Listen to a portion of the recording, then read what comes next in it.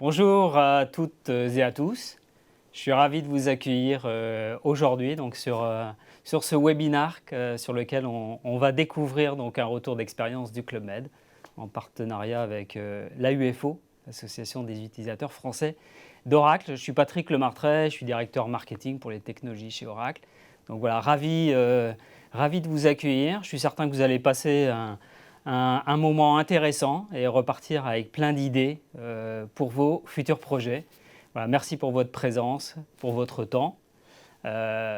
N'hésitez pas à interagir avec nous pendant ce webinaire. Il y a une interface Zoom qui va vous permettre, avec deux petits icônes, de poser vos questions pendant toute la durée du webinaire. Et puis également, l'équipe en régie partagera des informations avec vous. Cet événement, avant de retrouver nos intervenants, est organisé donc avec l'AUFO et j'ai la chance d'être en présence de Hélène Napoli. Bonjour Hélène. Bonjour Patrick. Voilà, Hélène, vous êtes membre du conseil d'administration de l'AUFO, trésorière, également dirigeante. Voilà, je te laisse te présenter. Merci Patrick. En effet, donc Hélène Napoli, je suis membre de l'OFO, du conseil d'administration et trésorière. J'anime aussi la communauté Cloud Finance et je suis dans le monde Oracle depuis plusieurs années. Et je pilote Presto Consulting France depuis 1 an, donc, qui est un cabinet de conseil spécialisé en BI PM et principalement développé à la base en Angleterre. Alors donc l'AUFO, ce sont des activités qui permettent donc aux utilisateurs Oracle de prendre la parole, d'échanger entre eux. C'est quoi exactement le scope de l'AUFO et pourquoi finalement nos participants aujourd'hui pourraient rejoindre l'AUFO ? Alors, l'AUFO existe depuis 1994. Donc, voilà, c'est une association vraiment pour les utilisateurs, créée par les utilisateurs et dont l'objet est vraiment de pouvoir partager sur les solutions Oracle, sur leurs évolutions. On accompagne nos adhérents dans leurs évolutions et il y a aujourd'hui 8 communautés qui existent. Alors je prends mon petit papier parce que je ne voudrais pas en oublier, qui regroupent 400 utilisateurs et ces communautés, elles sont très intéressantes parce qu'elles permettent vraiment à chacun dans sa spécialité de pouvoir échanger. Donc Cloud Finance que je pilote, mais aussi NetSuite, On-Prem, PeopleSoft, Eloqua, Service public, HCM, RGPD et le Cyclotech dont on va parler aujourd'hui. Donc c'est ce que l'on va découvrir quelque part avec le retour d'expérience du Club Med, fait partie de ce Cyclotech, c'est ça ? Tout à fait. Et j'imagine qu'il y a d'autres activités autour de ce Cyclotech. Exactement. En fait, donc c'est ce que je disais, l'OFO, c'est un moment d'échange, ça permet d'accompagner les adhérents dans leurs évolutions, de présenter les solutions et de présenter un petit peu toutes les nouvelles technologies. Et le Cyclotech, en fait, s'inscrit un peu dans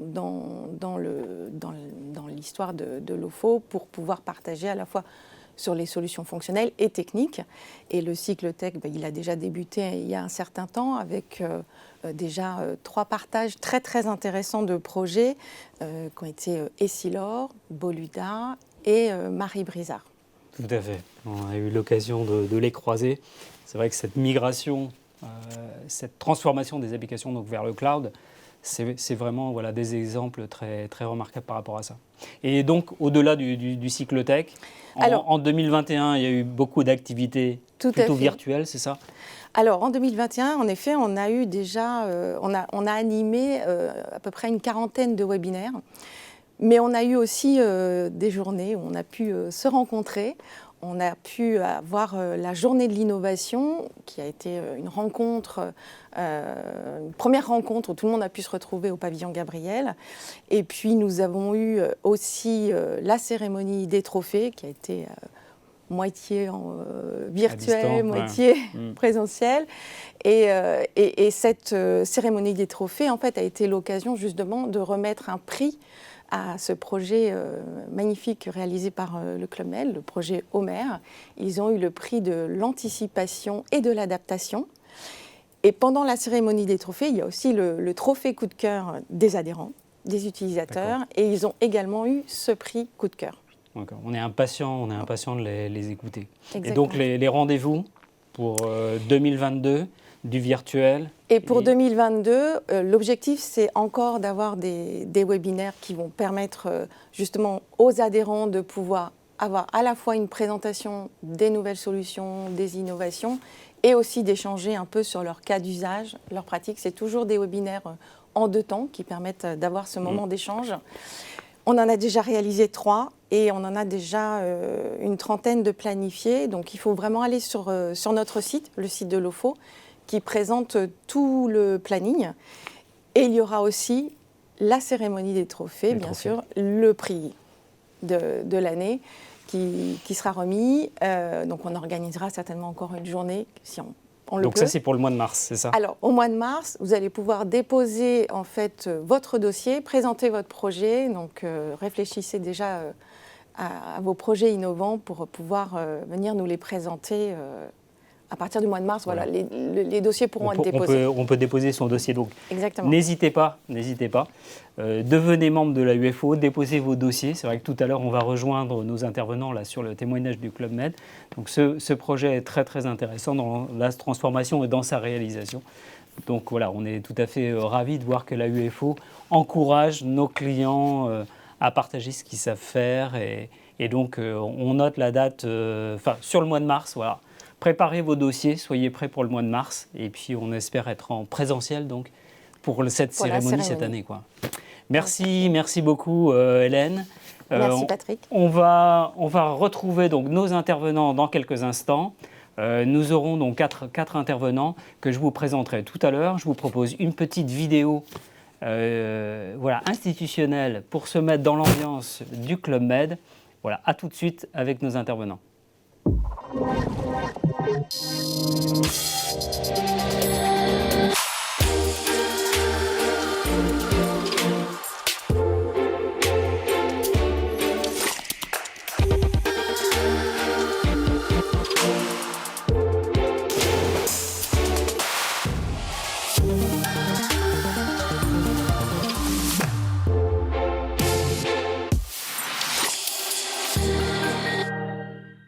Bonjour à tous. Bonjour. Donc, Nicolas Villette, je suis directeur Cloud pour Oracle en France. Et je vais vous laisser vous présenter. On va démarrer d'abord par nos amis de Club Med. Bonjour et merci pour l'invitation. Je suis Pierre de Paris et au sein du Club Med et au sein de notre direction générale marketing digital et technologie, je suis responsable des systèmes d'information RH, finance et achat. Et donc Jérémy Odeline, dans l'équipe de Pierre au Club Med, et moi je m'occupe plus particulièrement du SI financier. Bonjour à tous, donc Philippe Bojtik, je suis ravi d'être parmi vous. Moi je suis en charge de l'architecte cloud de chez Oracle. J'accompagne nos clients sur des transformations, migrations sur nos plateformes de cloud à la fois privées ou publiques pour nos clients. Merci Philippe. Alors, tout le monde connaît le Club Med. On en a des images d'Épinal idéalisées. Est-ce que vous pourriez nous préciser aujourd'hui ce qu'est votre activité en 2022 ? Alors, pour ça, on va faire un petit rappel historique et se rappeler que le Club Med est né en 1950, au sortir de la guerre, de la vision d'un homme, Gérard Blitz, qui a souhaité un peu réinventer le bonheur. Il avait ces mots qui étaient de dire, voilà, le but dans la vie, c'est d'être heureux. Le moment pour être heureux, c'est maintenant, et l'endroit pour être heureux, c'est ici. Je peux être que d'accord avec vous aujourd'hui.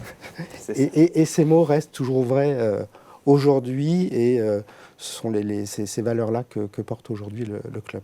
Alors aujourd'hui, le Club Med a pour ambition d'être le leader mondial des vacances haut de gamme en resort, tout compris à destination des familles et des couples actifs. Alors, cette ambition repose aujourd'hui sur 4 piliers stratégiques. Le haut de gamme, bien sûr, avec l'esprit Club Med, même si cette stratégie a abouti maintenant depuis de nombreuses années. Le focus doit être porté maintenant sur notre leadership sur la montagne et sur notre gamme Exclusive Collection. Ensuite, deuxième pilier, le global. C'est avoir une ambition globale, pour autant prendre en considération des spécificités locales, que ce soit par exemple sur nos marchés commerciaux, nos resorts et nos projets. Enfin, le Happy Digital, entamé déjà depuis de nombreuses années, c'est mettre le digital au service de nos clients et par symétrie des attentions au service aussi de nos GO/GE. Et enfin, le dernier pilier, le Happy to Care, c'est se dire que le bonheur ne peut pas se faire au détriment des autres et de la nature. Donc là, on a mis en place tout un ensemble de programmes. Ça va de la poursuite de l'éco-certification de nos resorts à des programmes type Bye Bye Plastique, la mise en place de circuits courts et le bien-être au travail, avec notamment, par exemple, la mise en place du smart working. Ah, c'est un sacré projet. Alors moi j'avais une question, combien il y a de géos dans le monde aujourd'hui? Alors le Club Med en quelques chiffres, le Club Med c'est 1,7 milliard et je me baserai un peu sur les chiffres de 2019 qui sont plus représentatifs de la réalité, enfin, d'une certaine réalité avant en tout cas la pandémie. Donc le Club Med c'est 1,7 milliard de chiffre d'affaires, c'est 1,5 million de clients, dont 70% à l'international. Et pour répondre à votre question, ce sont 25 000 géos qui ont eu de 109 nationalités différentes qui ont eu au moins un contrat en 2019. Donc le tout dans 70 resorts dans le monde entier. D'accord, donc 70% de votre business à l'international, c'est quand même pas mal. Ok, alors on va parler de votre projet, mais l'objectif c'est de le repositionner aussi dans un contexte. Chronologiquement, cette pandémie est arrivée, j'imagine qu'elle a été dévastatrice, très violente pour votre activité. Votre projet, est-ce qu'il était une conséquence? C'est parce qu'il y a eu ce Covid que vous avez dû mettre en place un nouveau relais, ou c'était déjà une réflexion qui existait avant? Alors, là aussi, retour un petit peu sur le début de la crise. La crise, comme vous le dites, a eu un effet dévastateur dans beaucoup de secteurs, mais particulièrement dans le tourisme. Et le Club Med a, avec 72 ans d'expérience, connu déjà de nombreuses crises, qu'elles soient géopolitiques, économiques, environnementales. Et comme le dit notre président Henri Giscard d'Estaing, cette crise-là est la mère de toutes les crises, parce qu'elle a été, elle est d'ailleurs toujours globale, longue et douloureuse. Il est bon peut-être d'ailleurs de rappeler quelques chiffres de l'OMC sur le secteur du tourisme. C'est que 300 millions de touristes n'ont pas voyagé. Il y a une perte d'activité de 270 milliards d'euros et qu'enfin 120 millions d'emplois ont été gelés ou supprimés. Venons maintenant au club. C'est vrai que cette crise au Club Med, c'est qu'en 72 ans d'existence, le club a dû, pour la première fois, fermer l'ensemble de ses resorts en avril 2020, avec évidemment une forte baisse d'activité. Le Club Med a dû réagir et mettre en place un plan massif d'action pour recentrer la nouvelle, quelque part, stratégie qui est de mieux piloter nos coûts et gagner en efficacité. Cependant, le Club Med n'a pas pris de mesures trop drastiques, qui auraient pu empêcher le rebond qu'on attendait aussi, malgré tout, et la poursuite de son développement. C'est pour ça qu'en 2021, malgré tout, le Club Med a pu rénover 4 villages et en ouvrir 4 nouveaux en France, au Québec, en Chine et aux Seychelles. Maintenant, concernant l'impact sur nos projets, notamment IT et digitaux, effectivement, il y a eu un arrêt assez brutal d'une majeure partie de nos projets, avec un changement d'ambition qui était de donner la préférence à la relance de certains de nos projets, avec un gain d'efficacité immédiat et un ROI rapide. Et notre projet, finalement, rentrait dans ce cadre-là. Alors, est-ce qu'on peut poser le cadre, justement? Quelle était la nature du projet? Quelles étaient les difficultés que vous souhaitiez adresser? Et comment vous les avez adressées? Donc, notre projet devait répondre à 3 enjeux. Gérer l'obsolescence de notre système historique, tant au point de vue applicatif, fonctionnel, que en termes d'architecture technique, et du coup avec des risques forts en termes de sécurisation de cette plateforme. Le deuxième enjeu, c'était de centraliser. Notre outil historique se basait sur 3 systèmes de technologies différentes, certes complémentaires. L'idée étant d'en faire un seul et unique outil, et en fait de déployer, et là ça revient un peu au pilier un peu stratégique Global, c'était déployer un corps modèle, pour autant prendre en compte des spécificités locales, qui est par exemple la gestion multi-devises dans certains pays. D'accord, donc là, c'était une réflexion qui existait, que la crise a un peu perturbé et potentiellement accéléré pour la mise en place du projet sur lequel vous avez essayé aujourd'hui de vous développer le plus rapidement possible pour l'adresser pendant la période de la crise. Donc là, vous vous concentrez sur la refonte quelque part de ce système, l'homogénéisation pour arriver à trouver une meilleure efficacité opérationnelle. Tout à fait. Effectivement, cette crise a généré en fait plusieurs opportunités par rapport à notre projet. Alors, première opportunité, notre projet correspondait à la nouvelle ambition, à la nouvelle stratégie en termes de projet. ROI rapide, maîtrise de nos coûts, pilotage de nos coûts. Le deuxième objectif, ce projet était d'autant plus nécessaire que, je rappelle, le contrôle des marges, calcul d'une marge, finalement, c'est quelque chose d'assez simple. C'est la comparaison d'un prix d'achat avec un prix de revient. Mais là où ça se complique dans notre contexte, et à plus forte raison dans le contexte de la pandémie, ce sont tous les événements qui peuvent se passer dans le cycle de réservation, des changements de date de transport, des annulations, des reports, etc., qu'on a connus en masse. Et du coup, il fallait vraiment un outil qui puisse gérer cet afflux massif de données à analyser. Pour bien comprendre, pardon de repréciser ça, mais donc j'imagine que le contrôle des marges était quelque chose de globalement maîtrisé, parce que dans votre activité, on imagine qu'il faut savoir précisément où est-ce qu'on arrive à gagner de l'argent dans un processus avec une chaîne assez longue. Là, il a fallu réagir pour centraliser tout ça en une seule application. C'était ça, hein. Donc les 3 applications sont devenues une seule application pour pouvoir mieux maîtriser les marges, alors que tous les paramètres étaient en train de changer d'un point de vue écosystème, j'imagine, avec toutes les annulations, les reports, la création des avoirs dans différentes devises, dans différents pays. C'est ce que vous avez essayé de régler pendant la période justement un peu tumultueuse. C'est ça, donc rappel, les 3 enjeux s'ajoutaient finalement un 4e, la rapidité de mise en œuvre, qui devenait impérative. D'accord. Ok. Alors comment vous avez défini les critères qui étaient les plus importants pour vous? J'ai compris les enjeux, très clairement, et derrière, il fallait trouver une solution. Donc vous aviez défini des critères précis sur lesquels vous vouliez matcher vos enjeux avec ces critères pour dire on y va, on choisit cette solution?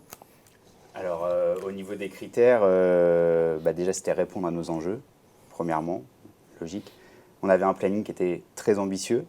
La crise aidant, rapidité, il fallait qu'on soit efficace. Et on avait un budget, vu la période, qui était quand même assez serré. Donc ça, c'était des critères assez compréhensibles. Après, on a eu une volonté aussi, c'était de se dire qu'on voulait mettre les métiers au cœur du projet. Donc en fait, on a vraiment travaillé avec nos métiers, on les a intégrés dans tous les steps du projet. Ils ont été acteurs parce qu'en fait, on a construit la solution. Finalement, on avait 3 briques, mais on voulait tirer le parti de ces 3 applications pour créer notre nouvelle application avec toutes les évolutions qui étaient nécessaires. Et ça, c'était nos métiers qui pouvaient nous le dire, donc mettre le métier au centre du projet. Quand vous dites les métiers, vous parlez de quel métier en particulier? Alors, ce projet, on l'a co-construit avec nos équipes du contrôle de gestion transport. D'accord. Contrôle de gestion transport de notre business unit Europe-Afrique. Pour des raisons assez simples on était à peu près tous sur les mêmes fuseaux horaires, on avait une facilité d'échange. Après, l'objectif était bien sûr de ne pas se focaliser sur les problématiques de cette BU-là, mais comme le disait Pierre, c'était d'avoir la vision globale et les spécificités locales pour adresser l'ensemble des marchés. Donc globalement, les métiers finance, chez vous, ont Les tous métiers. été impliqués dans le projet. Voilà, la partie contrôle de gestion, la partie comptabilité, c'est arrivé un petit peu plus tard. Et puis on a aussi découvert d'autres opportunités de l'outil au fur et à mesure qu'on l'a mis en place. D'accord, donc vous aviez à ce moment-là défini donc, les enjeux, clairement aussi ce que vous vouliez réaliser, vous impliquez les métiers pour démarrer le processus. Comment vous avez évalué les solutions qui étaient à votre portée à ce moment-là, compte tenu des critères, hein, le planning, la vitesse d'exécution, le coût un peu serré, vous saviez qu'il y a des solutions cloud qui existent, il devait y avoir des solutions on-premise. Comment on fait son marché là-dedans? Alors, en fait, d'un point de vue technologique, on va dire, on n'a pas mis beaucoup de barrières. On a mis quelques prérequis sur des choses qui étaient assez simples en termes de sécurité, en termes d'échange, en termes de connexion, en termes de sécurisation de la data. Voilà, on avait des éléments où on était assez clair sur ce qu'on voulait. Par contre, sur la technologie, on n'a pas du tout eu cette approche technologique. En fait, on a exprimé un cahier des charges avec vraiment des besoins métiers, des besoins fonctionnels. Et en fait, notre choix, il n'a pas du tout été drivé par la technologie. On avait quand même, on avait des envies d'applications un peu modernes avec une ergonomie qui permet aussi à l'utilisateur de bien prendre en main les outils. Mais ça n'a pas été beaucoup plus loin. D'accord. Donc là, il y a un travail de collaboration avec les métiers et puis avec vos équipes. Donc vous mettez en place le démarrage d'un projet. Vous sélectionnez différents acteurs pour vous faire des propositions. Alors, pour expliquer comment vous avez établi votre processus de choix. Alors notre processus de choix, en fait, on a eu une envie, quelque chose qui nous a tenu à cœur, c'est qu'on était en 2020. En mars 2020, on a fait une action qui a été compliquée. C'est qu'on a interrompu l'ensemble des prestations, une grande partie, tout du moins de celles-ci, avec nos partenaires historiques. Donc du jour au lendemain, on a dit stop. Nous-mêmes, on est passé en activité partielle. Donc ça a été un moment assez compliqué. Et en fait, la volonté qu'on a eue avec Pierre, c'est de solliciter nos partenaires historiques. On avait envie de retravailler avec eux. C'était aussi une marque pour dire que le partenariat, on a vécu une crise, mais on veut toujours travailler avec vous. Donc en fait, finalement, on a sollicité uniquement les partenaires avec lesquels on travaillait dans notre sphère. Et on leur a exposé notre cahier des charges. Et puis après, on a attendu leur réponse. Donc vous avez finalement retenu quel projet et pour quelle raison? Alors, on a retenu le projet de notre partenaire Scorus. Donc c'était des systèmes et des hommes à l'époque. On l'a retenu pour une première raison, c'est grâce en fait à la soutenance qu'ils ont fait. Oui. Ils sont arrivés en soutenance, on avait déjà un prototype. Un prototype, nos métiers, ils ont été conquis, on va dire. Ils ont tout de suite vu que le besoin avait été compris. Ce qu'il faut expliquer aussi, c'est que notre cycle d'appel d'offres, il a été très court. On a juste envoyé un cahier des charges, quelques copies d'écran de notre existant. Et quand vous arrivez en soutenance et que vous avez un prototype qui répond déjà à un certain nombre des use cases, ça fait l'effet waouh, quoi. Ouais, donc ça a été le moment fort, c'est-à-dire que y a eu ce prototype. Et puis après, il y a eu l'aspect planning qui était respecté par rapport à nos ambitions. Au niveau budget, on était à peu près raccord. Donc le choix il s'est porté sur cette solution-là, notamment grâce à ça. Et puis d'un point de vue planning, ce qui était intéressant, c'était aussi que notre partenaire Scorus nous a accompagnés pour la mise en place d'une méthodologie agile avec des itérations. Alors pour nous à l'IT, on connaît, on sait ce que c'est. Mais là, du coup, comme il y avait nos métiers, il a aussi été, on va dire, engageant et il nous a permis de les faire monter à bord de cette méthodologie qu'ils n'utilisent pas forcément tous les jours. Et donc, du coup, ça a été aussi cet accompagnement qui a été intéressant et qui nous a fait choisir cette solution. Donc, la réalisation de la maquette a permis directement au métier de comprendre ce qui était proposé et pour eux, c'était beaucoup plus parlant. Tout à fait. Et puis c'est vrai qu'aussi, on avait ici, on se posait des questions sur les solutions on-premise, c'est vrai, au début. Et quand on a vu que voilà, forcément on allait aussi devoir monopoliser des ressources en interne sur l'architecture technique, sur des achats de serveurs, ces choses comme ça, c'est une solution finalement qu'on a assez vite écartée. Et quand Scorus nous a aussi convaincus que la mise en place d'une solution cloud et de la solution Apex en termes de développement, et le planning qui pouvait être respecté, plus le prototypage, on a se dit, on y va.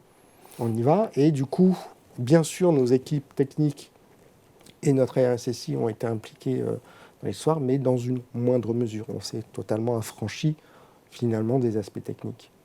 Pouvoir garder le focus sur l'application et l'accompagnement de nos métiers. Alors vous l'avez cité, c'est une solution Apex, on y reviendra Philippe, on va expliquer un peu de quoi il s'agit, mais vous, comment vous le définiriez cette solution? Qu'est-ce que vous avez vu? Parce qu'on ne cite pas Oracle là, Scorus fait un travail dans lequel ils vous produisent une maquette, ils la développent sur une solution donc, qu'on comprend basée sur des technologies Oracle, mais vous, comment vous voyez les choses là? Comment vous voyez Oracle quelque part là-dedans? Alors, vous ne le voyez pas, hein, vous pouvez me dire, je ne vois pas du tout Oracle. Moi, j'ai une solution mise en place par Scorus avec des technologies et tout me va bien. Oracle, on le voit et on a deux approches. On a une première approche, on voit les capacités du produit.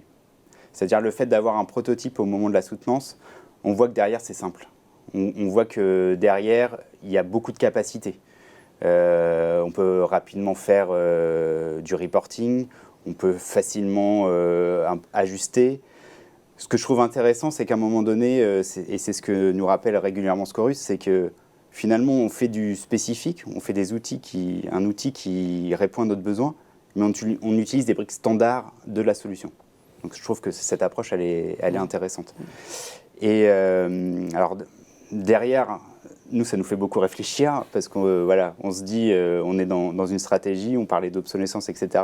Avec Pierre, on réfléchit déjà et puis on s'imagine déjà demain sur d'autres applications qui peuvent être aussi adressées par cette technologie.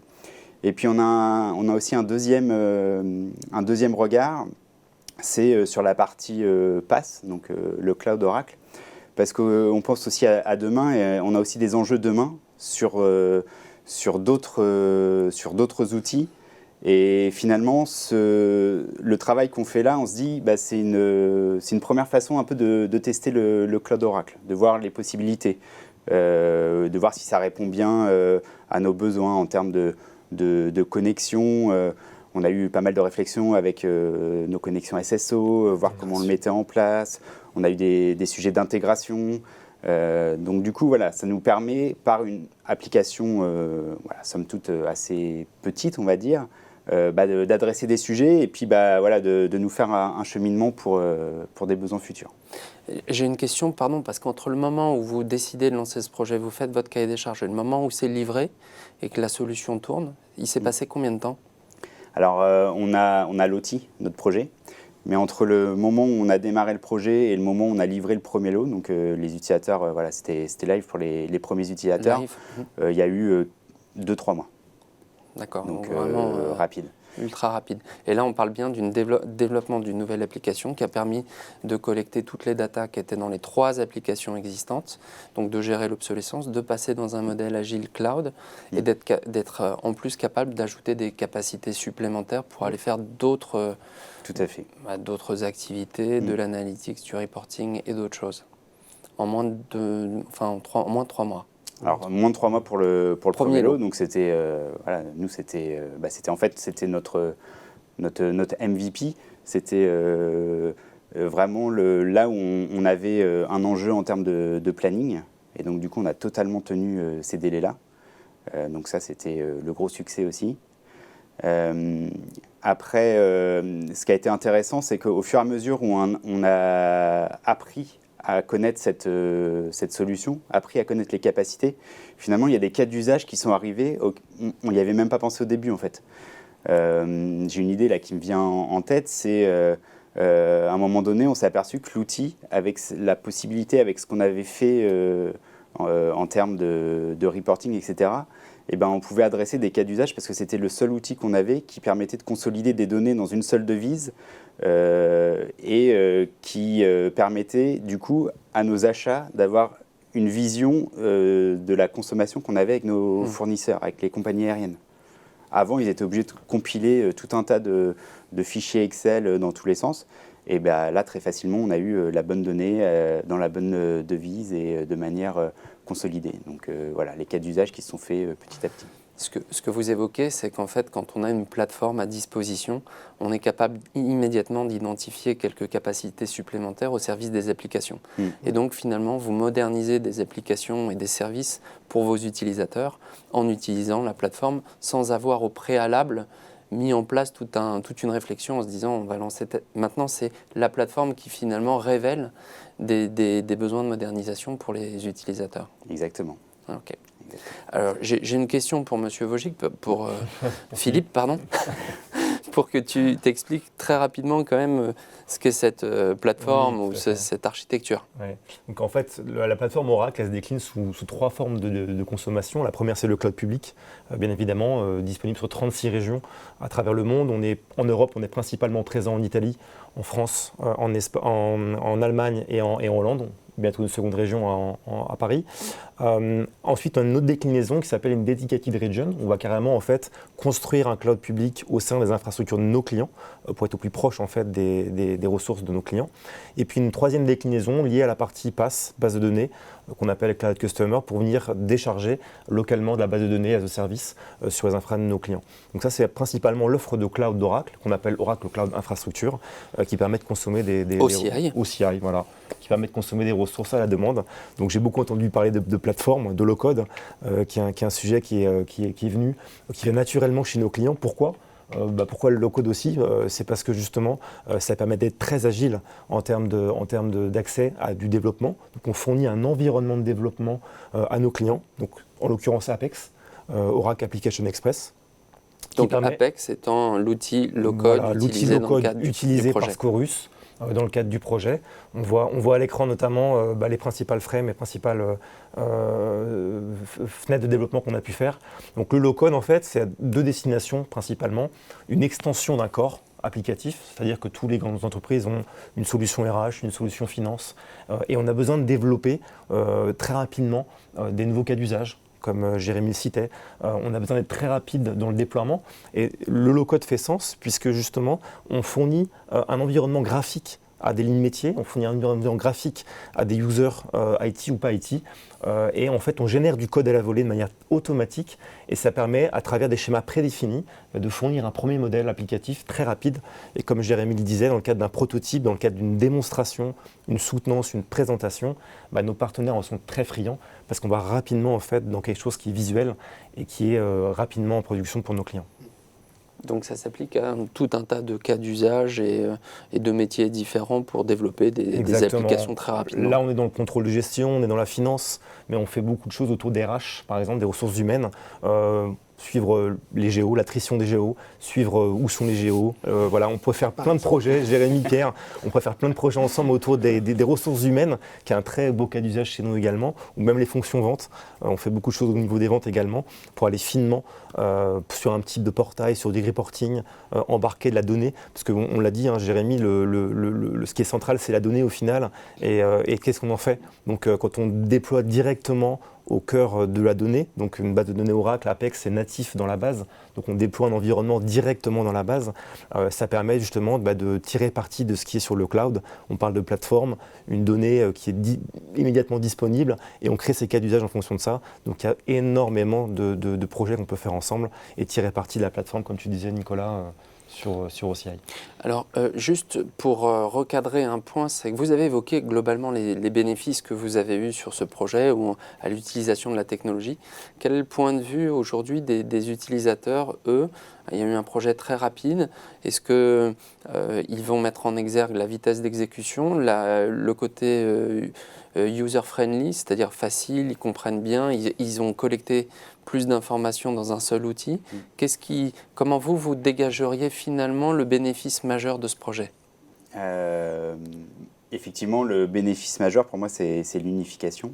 L'unification. Voilà, on a la donnée d'un même processus, toute la donnée d'un même processus dans un outil unique. Le point de vue utilisateur, effectivement, la vitesse. Alors c'est la vitesse du traitement de la donnée, parce qu'on traite quand même beaucoup de données. Hein. Nous, on traite à peu près 230 000 billets par an.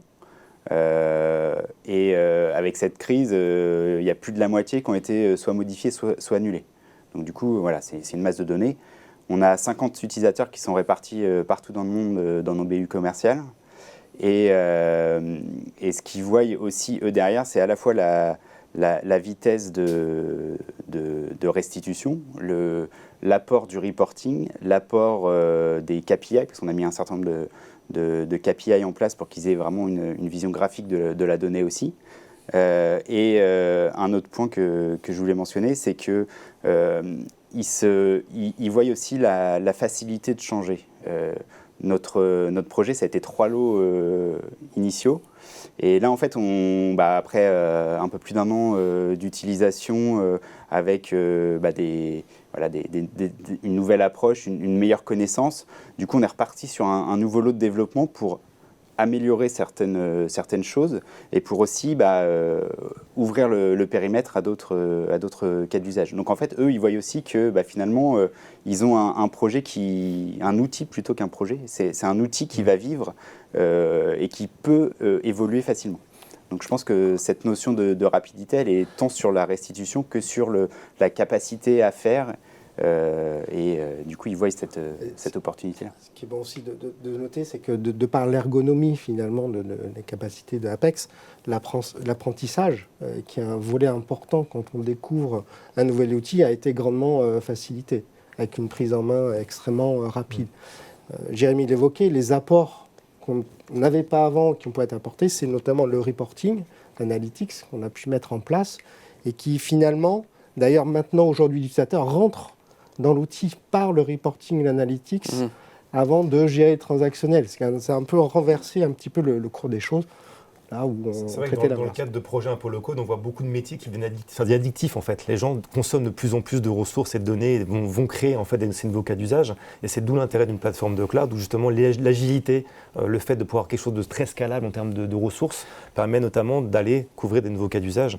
Donc en effet, on peut se projeter sur beaucoup d'exemples et beaucoup de nouveaux projets ensemble dans l'avenir, c'est sûr. Alors j'ai une question quand même un peu piège pour toi, Philippe. Aujourd'hui, le développement de nouvelles applications dans le cloud, on ne pense pas nécessairement à Oracle, on ne pense pas nécessairement à du low-code, Apex, parce que ce n'est pas non plus une technologie que tout le monde maîtrise ou connaît. Donc quels sont pour toi vraiment les différenciants ou la valeur ajoutée de cette solution ? On a en fait deux systèmes sur OCI de développement. On a un système très cloud natif. Donc on est issu de beaucoup de projets open source sur une plateforme de cloud. On peut créer sa propre stack à travers des suites logicielles open source versus avoir quelque chose qui est vraiment très au cœur de la base et supporté par l'éditeur directement. C'est vraiment 2 approches différentes. Il n'y a pas de mauvais ou il y a des avantages pour l'un et inconvénients pour l'autre et inversement.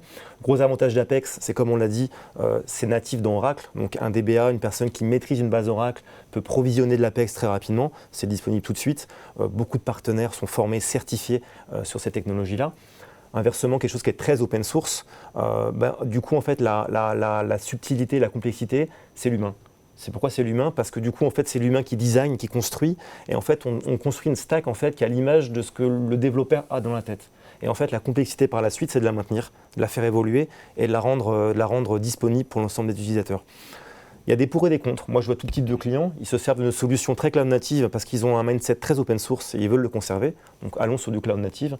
Des clients qui sont très dans l'agilité, la mise à disposition d'environnements Apex au métier, aux lignes métiers, de manière très agile, avec une notion de graphisme pour développer, une notion de contenu pour aller plus vite dans l'exécution. Donc voilà, il y a vraiment beaucoup de valeur dans Apex, il y a beaucoup de valeur dans la partie cloud native. C'est un peu en fonction des projets qu'on peut faire avec nos partenaires. On parlait d'ergonomie, on peut peut-être montrer, on avait une petite vidéo de notre application pour montrer les possibilités aussi. Ah, absolument, et j'ajoute, c'est pas cher. Apex, T'as pas l'air de... Bah, je ne suis pas commercial. Hein. Non, mais d'accord. C'est quand même hyper abordable. Mais c'est vrai, je pense que ça permet de lancer un projet rapidement, même si on se plante quelque part. On n'a pas mis un fonds d'investissement engagé dans le processus. Ce qui est important, c'est qu'Apex, c'est natif dans la base Oracle. Donc on peut faire un projet qu'on démarre en fait on-prem. On extrapole. Ouais. Voilà, on peut du coup l'emmener dans le cloud public parce qu'on est sur la même technologie sur OCI, on est sur les mêmes types de ressources. Donc on peut hybrider un service, hybrider un projet, le démarrer on-prem, le basculer dans le cloud, avoir une réversibilité on-prem. Voilà, il y a une vraie agilité au niveau d'Apex qui est quand même assez sympa. Donc on comprend quand même que vous allez pouvoir aussi utiliser cette solution pour aller développer de nouveaux projets parce que ça vous donne des idées. Vous vous dites que clairement, maîtrisant maintenant cette technologie, on peut aller plus loin et faire des nouvelles choses. Et effectivement, on a déjà 2 autres projets.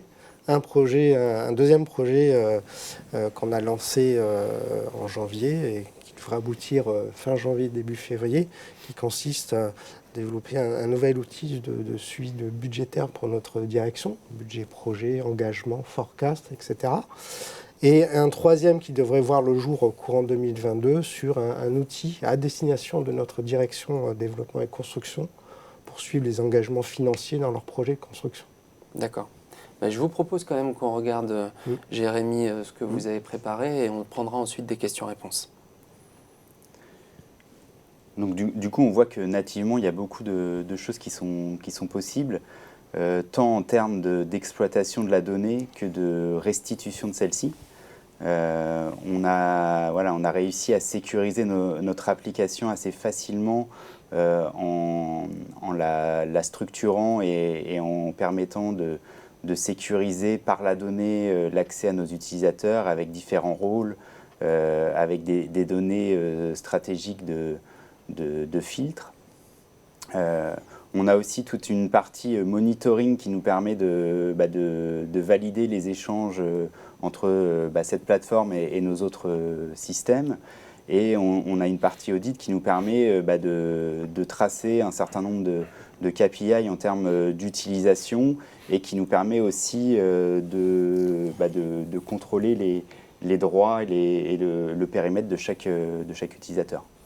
On l'aura compris, hein, les données étaient anonymisées, c'est pas qu'on se faisait plaisir avec des graphiques. Voilà. C'est très bien.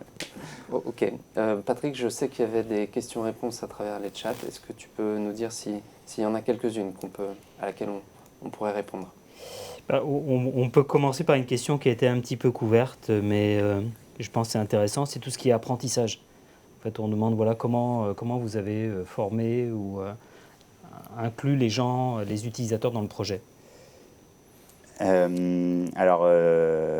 Comment on a fait? On l'a fait de manière assez simple en co-construisant la solution avec une équipe projet et des métiers très représentés. Et ensuite, après, on a diffusé cette connaissance.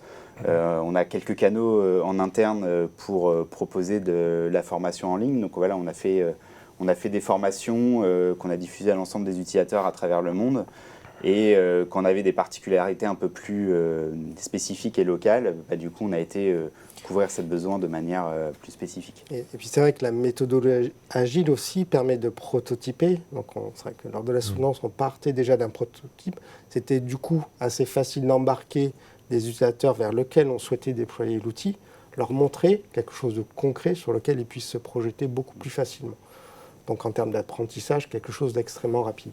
Ouais, c'est-à-dire quand la solution est arrivée en live, les utilisateurs la connaissaient et ils la maîtrisaient. Donc il n'y a pas eu un processus d'onboarding fastidieux et puis c'était très user-friendly. Je pense qu'il n'y a pas eu de réticence particulière ou de conduite du changement à mener parce qu'ils retrouvaient leur outil mais beaucoup plus simplifié. Tout à fait. Okay. Ensuite, il y avait des questions par rapport à votre existant avant de mener ce projet-là. C'est-à-dire ces 3 applications, est-ce qu'elles étaient en fait déjà Oracle? Et quelles étaient les technos en fait que vous avez laissé tomber? Alors, c'était des technos différentes sur 3 systèmes différents qui avaient des rôles différents. Et du coup, c'était 3 systèmes qui étaient complémentaires. Pour on avait une techno Oracle, pour d'autres technos, d'autres éditeurs, mais... En base de données ou en application? Alors, en base de données, effectivement. C'est pas tant... Après, c'était plus notre capacité à conserver finalement la mainmise d'un point de vue technologique pour faire évoluer ces systèmes.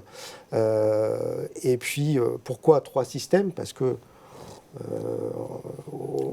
durant la vie de ce projet, effectivement, on a rajouté des couches parce que ça paraissait opportun à ce moment-là de le faire de cette façon-là.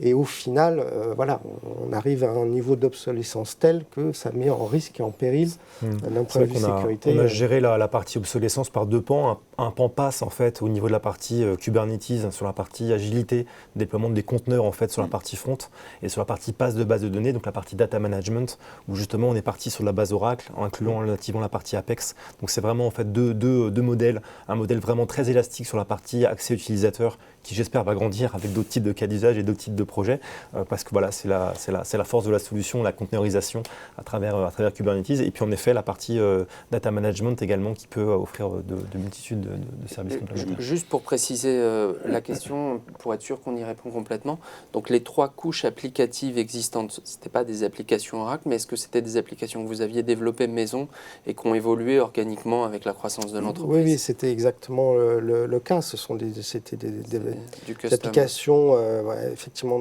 développées en interne, dont on ne maîtrisait plus forcément avec les compétences qu'on a aujourd'hui sur ces technologies. Donc de toute façon, il était important de changer de direction totalement. Donc, et ce que tu évoquais, c'est que dans la réponse, on a cette couche data qui est avec de l'Apex, containerisé dans des services cloud Oracle. Containerisé au niveau de la partie front, en effet, et protégé après au-dessus, au niveau de la sécurité périmétrique. On a beaucoup parlé de sécurité. On a différentes briques et modèles de sécurité. Sécurité de la donnée au niveau de la base, parce que nativement, on a chiffré la donnée qui est stockée et confié en fait la gestion des clés de chiffrement aux clients ou aux partenaires Scorus, le cas échéant. Et puis au-dessus de ça, on a une frontière périmétrique de sécurité proposée par du Software Defined Network, qui est la partie load balancing et firewall de sécurité. Et au-dessus de tout ça, la partie application, web application, ou le WAF, le Web Application Firewall, qui va en plus sécuriser d'un point de vue protocolaire HTTP, requête web, requête Internet, l'accès en fait directement aux pages qui sont consultées. Entendu, très clair. Oui, il y avait une question justement là-dessus, sur les points de sécurité, sur le rôle du RSSI dans le projet. En fait, on a eu besoin que de peu de rencontres, là où auparavant un projet c'était toujours assez long, compliqué sur les volets techniques et sécurité. On a bien sûr fait intervenir notre RSSI sur la partie sécurité. Quand il a vu la documentation que nous fournissait Oracle, comment avait été fait le contrat, il a été très vite rassuré et on a eu son tampon pour pouvoir aller rapidement. Et finalement, on s'est relativement affranchi, une fois cette étape faite, qui habituellement est beaucoup plus longue en général. Très vite, on est tout de suite rentré dans le vif du sujet, ce qui était de répondre aux enjeux de notre client interne.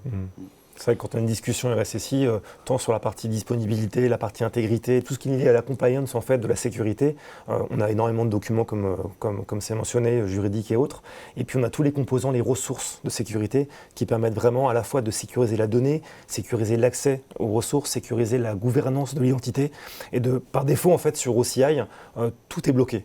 Il faut tout autoriser. Donc du coup, on a une politique de sécurité qui est à définir ensemble, à construire. Et donc ça rassure les RSSI parce qu'ils se disent que la sécurité est prise par défaut dès le démarrage du projet et pas par la suite en fonction des besoins qu'on a ou en fonction de l'évolution du projet. C'est nativement en fait, embarqué dans OCI. Peut-être aussi pour donner un élément de contexte ou suivre la préoccupation de la personne qui a posé cette question, Oracle a un ADN qui est très centré sur la sécurité et a toujours eu un petit côté paranoïaque, y compris chez notre fondateur. Donc c'est vraiment un sujet sur lequel on a porté beaucoup d'attention parce qu'Oracle est associé à des workloads d'applications majeures, critiques, très sensibles. Donc dès lors qu'on doit la porter dans le cloud, il y a forcément un regard très attentif sur ces questions de sécurité. Donc tout ce qui a été mis en place, en fait, c'est, je pense, le premier fondement d'OCI, c'est de construire l'ensemble des briques de sécurité. Et comme on est arrivé un peu plus tard que d'autres acteurs sur le cloud, on avait vraiment du recul pour comprendre de quelle manière on devait l'architecturer. Donc c'est souvent finalement un point fort, la sécurité sur OCI. Mais on pourrait tout à fait fournir un dashboard Apex au SSI maintenant pour lui montrer en fait l'ensemble des indicateurs de sécurité par exemple qui sont remontés au niveau de la plateforme. Il y a beaucoup de cas d'usage sur Apex et c'est ce qui est sympa justement, c'est qu'en fonction des discussions, on en tire des nouveaux projets. J'adore son enthousiasme. Et du coup, moi j'évoquerais aussi un autre aspect de la chose, c'est que en fait on passait aussi par un partenaire qui lui-même s'engageait sur cette sécurité-là. Donc en fait on avait une double sécurité, à la fois celle d'Oracle et à la fois celle de notre partenaire qui quelque part lui s'est aussi engagé par rapport à ça. Ouais, on imagine que l'expérience de Scorus était précieuse dans ce cas de figure. C'est vraiment intéressant. Ensuite, une autre question sur la maintenance de cette application. Donc, qui maintient l'application? Est-ce que c'est vous-même? Est-ce que c'est le partenaire? Alors, je dirais que c'est en collaboration. On maintient nous-mêmes sur, on va dire, ce qu'on appelle le support niveau 1. À partir du moment où ça touche plutôt un problème utilisateur, tant sur la connexion que sur l'utilisation. Par contre, dès qu'on a un besoin un peu plus technique, on fait appel à Scorus qui nous accompagne, encore sur ces aspects-là. Et on évoquait la gestion de l'obsolescence tout à l'heure. Typiquement, la gestion de l'obsolescence sur la partie cloud, vu qu'on consomme du PaaS, en effet, les couches basses d'infrastructure, on est sur un cloud qui pousse à extrême l'automatisation. Autonomous est un mot très employé chez nous. Et donc, de ce fait, le patching, la gestion des ressources techniques sous-jacentes, en effet, sont opérées. Et donc, la gestion de l'obsolescence n'est plus une problématique pour nos clients en général. Et c'est le cas pour le Club Med, puisque l'infrastructure est auto-gérée, entre guillemets, tant sur les updates, les mises à jour, les patchs de sécurité, les évolutions. Donc, c'est également un gain qui est non négligeable. J'ai également deux questions que je vais mettre ensemble sur l'architecture. Alors, est-ce que Apex se connecte à plusieurs bases de données ou est-ce que c'est une seule base de données? Et l'autre qui va un peu avec, est-ce qu'on parle de base de données autonome au Club Med? Je vais peut-être prendre la réponse du coup. Donc sur la partie data management pour le Club Med, on est sur ce qu'on appelle du database as a service, donc du DBCS. Autonomous, c'est une autre version de la base qu'on pourrait potentiellement mettre à disposition du Club Med également. Donc ça va arriver. On peut en parler et le mettre à l'ordre du jour sans souci. Et pour ce qui est excuse-moi Patrick, j'ai oublié le début de la question. Je suis navré. C'était la question en fait. Est-ce qu'on est Pardon, oui. Ouais, c'est une bonne question. En fait, Apex, c'est vraiment base Oracle, ça c'est une certitude. Par contre, quand on fait un développement low-code, ce qui est crucial, c'est l'intégration de la donnée. Moi, je vois des clients qui font des projets low-code, justement, on parlait de stack, un peu développé de manière autonome. Faire un projet low-code, c'est facile. Intégrer la donnée après et l'avoir en temps réel dans l'application, ça peut être plus compliqué. Donc voilà, ce que je dis parfois à mes clients, c'est attention justement à ne pas après tomber sur un projet de data intégration où on a du multisource qui vient de partout et qui est compliqué à gérer. Quand on déploie en Apex, on est au cœur de la base, on est dans la base, on est dans la donnée, on fore la donnée directement. Donc c'est un réel avantage. Donc voilà, attention en effet à ça. Mais Apex, c'est vraiment la destination d'une base Oracle et disponible sur la base d'Oracle directement. Très bien. Ensuite, une question sur le PaaS. Alors, vous avez cité le PaaS tout à l'heure et des sujets d'intégration. Est-ce qu'on peut en savoir plus? Je pense à la décision. On va essayer d'interpréter la question telle qu'on la comprend. C'est, à mon avis, la capacité d'intégrer ce que tu évoques du multisource, donc de prendre de la donnée hétérogène qui ne vient pas d'un environnement Oracle, base de données, qui peut venir tous azimuts, de l'intégrer dans une plateforme. En termes de service PaaS d'intégration de données, on peut aller du fichier plat jusqu'au temps réel. Pour certains cas clients, on va intégrer du temps réel en fait parce qu'on a une application qui est très très critique. Aujourd'hui, en fait, c'est pas quelque chose qu'on a mis à disposition pour le Club Med, mais on pourrait également l'évoquer et le réaliser. On est sur une intégration en fait qui vient en fait de différentes sources, notamment Amadeus évidemment, on le pense bien puisque c'est l'acteur principal sur la gestion des vols. Mais voilà, le temps réel et l'intégration de données, c'est un sujet également qui peut être mis à l'ordre du jour en termes d'évolution, si jamais on sent justement qu'il y a une appétence utilisateur qui est prédominante et qu'en effet on suscite des cas d'usage un peu nouveaux. Voilà, c'est disponible également sur la plateforme. Ouais, on a des cas de figure où sur cette plateforme, on n'a pas nécessairement de base de données Oracle. C'est-à-dire qu'il y a des API ouvertes sur à peu près tous les sujets.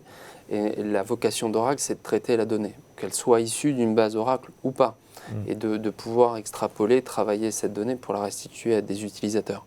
Donc il faut revenir sur nous, ce qui est aussi notre ADN, c'est la gestion de ces datas, quelle qu'elle soit. C'est vrai que la base Oracle, elle existe et elle est déployée vraiment partout, mais elle a une certaine puissance ou une robustesse qui est très avantageuse sur certains projets. Dans d'autres cas de figure, la donnée, elle est différente. Et donc on la traite aussi et on la met à la disposition de certaines applications pour les moderniser. Dans Apex, en fait, on met à disposition des API, en fait. Donc voilà, c'est l'ouverture du système, c'est l'ouverture en fait du cloud. Le cloud, c'est un système qui permet justement d'interagir et de créer ce qu'on appelle des microservices pour aller faire communiquer des applications entre elles, avoir un bus de communication inter-application, de streaming d'événements. Voilà, c'est des évolutions natives qu'on propose à nos clients pour avoir un système vraiment très ouvert et qui permet de créer des nouveaux cas d'usage pour nos clients. Comme tu es très enthousiaste, on va plus demander les questions, parce que j'ai peur qu'on parte dans tous les sens. Mais je vous remercie. J'espère que vous nous donnerez aussi des bons conseils en sortant du studio sur les meilleurs resorts pour lesquels il faut qu'on se penche pour nos prochaines vacances. C'est une bonne période. Hein. Les gens qu'on suit, avec plaisir. Je vous invite à aller regarder quand même les ce qui est proposé. Les stations de ski sont ouvertes cette année. Allons-y. Déjà booké. Et puis après, c'est pour l'été. Mais merci beaucoup. Bonne vie à vos projets, parce que j'ai l'impression que vous allez en avoir un certain nombre. Et puis là, les sorties de crise vont permettre certainement aussi de redynamiser un peu le secteur du tourisme. Mais bravo d'avoir réalisé ce projet avec Scorus dans des délais remarquables. Et puis, merci d'être venu le partager avec nous. Merci à vous. Merci en tout cas. Merci plaisir. à vous. Merci avec plaisir.